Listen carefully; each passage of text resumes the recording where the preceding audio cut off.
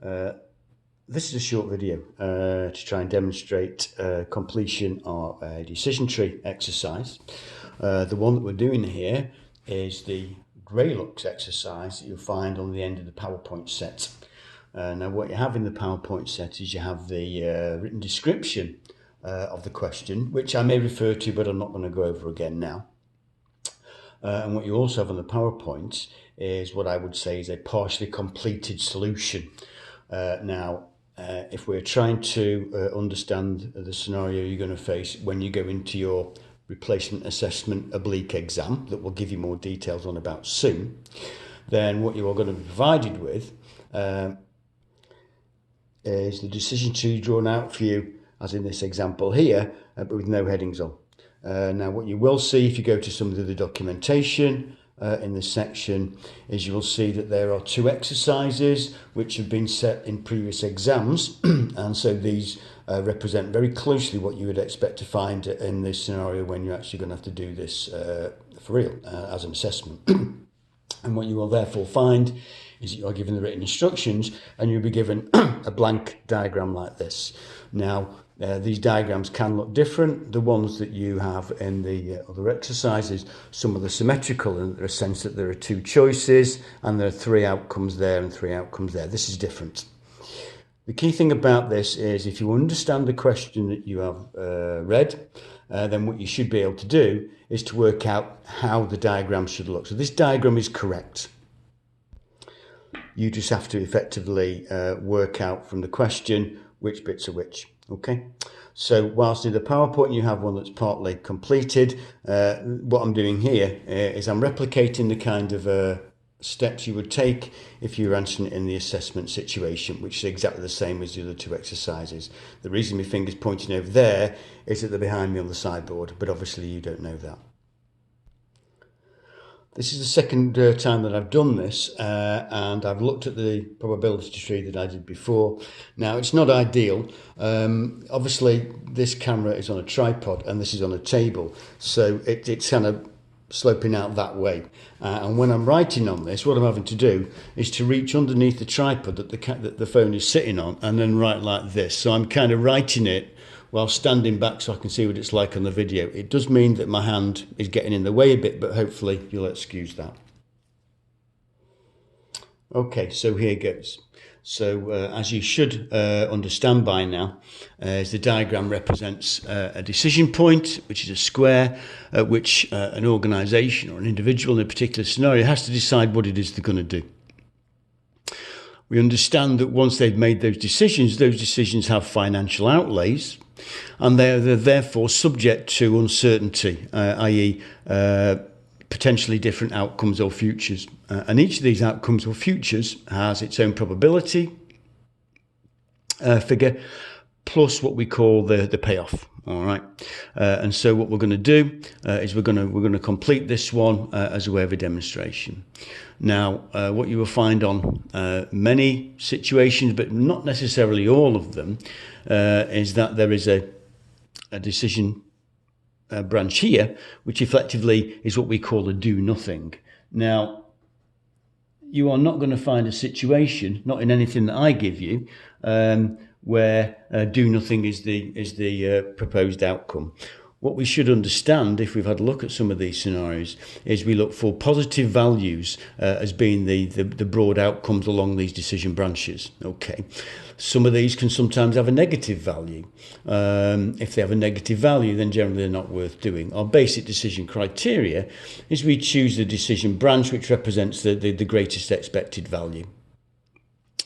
Where we have two opposing ones, then we look for the one that has the highest value. It's quite possible in some of these outcomes you might have a negative value. If you have a negative value, then you are not going to do it anyway. So the reason why we have this do nothing branch is that if our other outcomes are negative, then do nothing becomes the best outcome, i.e. £0. So turn to the situation itself. Gralux has got £300,000 and it's trying to decide what it's going to do. And it's either going to launch a new product or it is going to increase its advertising. Now, when we look at the potential outcomes, we should be able to decide which one of these decision branches represents which one. Just to make it easy for you, we know that if we do the new product, then there are 3 potential different outcomes. So that means that this one is clearly the new product because there are 3 potential outcomes.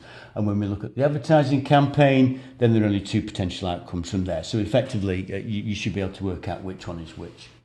So if we follow this one here and we call this new product, what I'll also do there is I'll also write in, using K for thousands, new product minus 300,000. Okay, so if I follow through this one, then based on this decision, then there are 3 outcomes that it can be. One where we have great success, one where we have moderate success, and one where it's a flop. Okay. We also have the payoffs for each of these things. So if it's a great success, then the payoff is 1.2 or 1200k. If it's a moderate success, then the payoff there is 600k. And if it's a flop, then the payoff there is 60k or £60,000. We are also told, not directly, but sort of fairly clearly, that the chances of each outcome are 0.1 for great success, 0.4 for moderate success, and 0.5 for a flop. Referring back to the probability tree that we did before, we can see that this represents the full range of outcomes on the basis of that decision, which means we can see that these add up to 1. This here is where we go down the advertising decision. Now, the use of the money is the same, so that's minus 300k. And what we have in that situation is, now the information here is given in a slightly indirect way, but basically it says the advertising campaign can be expected to yield £450,000, but there's a 10% chance that the competitor may retaliate. If they did that, it would only generate £50,000. So if we write this down as retaliation, so this becomes the point at which the competitor retaliates, this would mean that we would get £50,000, 50k. No retaliation, i.e. it's a success, is 450k. Now, we're told that there's a 10% chance that we get retaliation, which means the probability for that outcome is 0.1, and which means that if this is the only other outcome, then the probability for that is 90% in terms of the way it's expressed in the question, but actually we're put down as 0.9. So that is the diagram that we've got in the PowerPoint set, but I've written it up. I might have used different words, and it doesn't matter which ones we use, as long as it's clear what we're putting down there. Okay, so now for the next phase. This is where we work out the expected values. So what we do here is we have all these payoffs based on the decision and then the uncertain or probability-based outcome, and we have the probability at each point. And so what we do is, in terms of processing this information, is we take the payoff and we multiply it by the probability. Now, I sometimes just write it in the boundary here, but sometimes you will find it here as well. What I'm going to do for the sake of clarity, I'm going to write it down this right-hand side, and we'll go down all of these. Okay, so this one here is a 1.2 million payoff, but there's a 0.1% chance of that happening, which means that the expected value of that outcome is 120,000. Following this through, 600k times 0.4, 240k, 60k times 0.5 becomes 30k. Adding those two together, we therefore get £390,000. The £390,000 becomes the expected payoff. We then bring this over here and we see that we've got the initial outlay of minus 300,000. So our net expected value at this point is going to be £90,000. Okay, running this down here, 450k times 0.9 is 415k. 50k times 0.1 equals 5k, which gives us an overall value of 420k. Again, we take this value over here from the minus 300, and we find here that our EV on this one, therefore, is £120,000. The do nothing one is just a zero value. What we therefore have, following our baseline criteria, is that advertising is the best option in terms of the expected payoffs and expected values. And so what we do is we strike through those, which leaves that one in place. So that's the solution.